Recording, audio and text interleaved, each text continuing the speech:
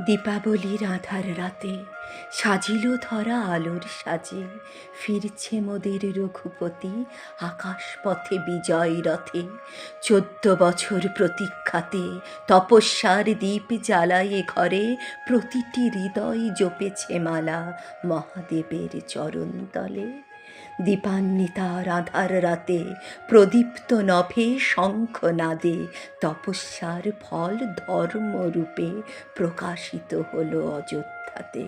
সৌমিত্র আর সীতার সাথে রুদ্রাবতার রামের পাশে, হলো ধর্ম স্থাপন রাম নামে মহাদেবের প্রসাদ হাতে।